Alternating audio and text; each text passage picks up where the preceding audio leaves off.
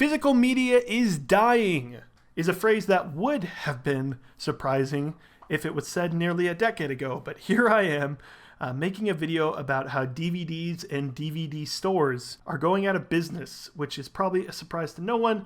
And I'm well aware that I'm in the minority and no one really cares about this. So this isn't the typical video that I would like to make, but because a favorite of mine, Half Price Books, closed this weekend in a very sad way, it prompted me to think about video stores and movies just in general and reflect on some of the things that happened that got me into movies in the first place. Because of this, if you're not into this at all, I completely understand. And if you don't want to hear me talk about stupid discs and box, hey, don't worry. I'll have a video next week, but got a rant about physical media for a little bit. So I want to start by saying how I got into movies, DVDs, and video stores in the first place. Where I grew up, there actually was a Half Price Books right near me.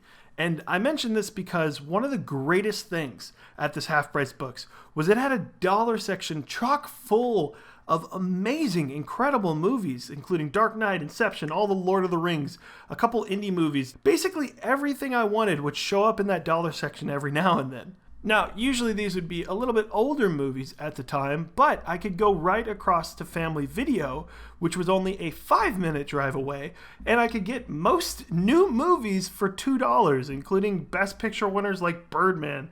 I'd just throw $2 and be able to see a lot of the Best Picture nominees. And of course I bring this up because while most people have lost stores like their Blockbusters in their areas, I have not had that happen to me. I've had Half Price Books, Family Video, and Movie Trading Company all in my area. And as you probably know, Family Video closed completely. They are done. And with one Half Price Books closing, I don't want to overreact, but I really hope this isn't a sign of things to come for them because they're one of my favorite stores. And with Movie Trading Company, I swear they're doing a drug front or something because I don't know how they're still in business. I pile on the candy. It's such a pretty sight. It makes the food taste dandy. While I do understand that these stores aren't necessarily the most profitable, they're fun hives for people to go to just to seek out some of that stuff. I've had amazing conversations, specifically at Half Price Books, or honestly any of the other stores as well. But there's plenty of things that random workers at Half Price Books would either suggest to me or they'd talk about the movie that I was buying. And I know that stuff seems like very small things and it's super cheeseball-y to say, hey, this matters to me. But that was a huge part in shaping my interest in movies. And on top of this, of course, you'd say, oh, well, some of these stores are going out of business, but no matter what, they sell DVDs at Walmart and Target. Sort of. Walmart has very clearly shrunk their DVD section tremendously. It used to be at least 3 lanes. It's down to 1 in most cases. Target, I went to a Target that just opened up 2 months ago, 3 months ago, and it didn't have a movie section at all. It was entirely gone, so I don't think that's their plan in the future. They're probably just going to completely get rid of them. Best Buy's probably going to have movies for a while. But even at these stores, they really only have the newer releases. You're never going to walk into a Target or Walmart or Best Buy and just see a random copy of Chungking Express. And on top of this, most things there are full price. So for instance, a teenager that's going to a store for the first time isn't necessarily going to want to chuck $25 at one singular purchase. So that begs the question, why do stores matter? Because the immediate pushback to this is, hey, you can buy things on Amazon, buddy. You don't have to go into a store. It's there for you. And I get that. I get that everything is readily available to me on the internet to buy via eBay, via Amazon. I understand that. The problem is there's no perusing, and that's part of the fun. Half the time I go into these video stores with my friends or family or anything, I wasn't really looking for anything at all. I was just wanting to search for anything that caught my attention, for anything that maybe the person that came with me had heard of. It's the same with groceries. I know I can order groceries on Amazon or through the Walmart curbside app or whatever, but there's something special about going into the grocery store and just looking at food. I know I sound like a weirdo here. I'm hoping people agree, but I like the act of actually going in and deciding, hey, I want this.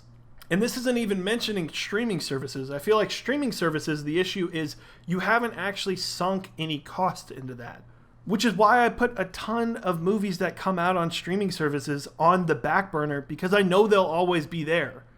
Also, this is a very small side thing, but all these video stores had the best music ever, all the time. They had curated playlists, and if I have to go into another Walmart and they're playing all these songs that I don't care about anymore. So why does this matter? Well, ultimately, it probably doesn't to most people. There's just an inherent convenience with streaming services that you don't have to put something somewhere. You don't have to keep the DVD. You don't have to worry about it getting scratched if it's on a streaming site. But to me, because I'm a little crazy, admittedly, there's something special about having a whole shelf of movies to look back on and say, hey, remember this movie? Or even, I remember several times where I reorganized my DVDs with friends and we'd go through and say, oh, well, what did you think of this one? Or how would you rate this random stack of 10 that we found? And the only thing I worry about is with the fall of mainstream movie stores like Your Family Videos, Half Price Books, and Movie Trading Company, there will rise even more boutique-style DVDs, which isn't really a problem. I don't have beef with Criterion and Arrow and all of them, but their stuff is expensive. I'm a little broke boy. I get Criterion has all the special features, the cover looks great, but discounted, they're still $20. I could have gotten 20 movies from Half Price Books at one point. So part of this may just be that I'm cheap. I'm aware.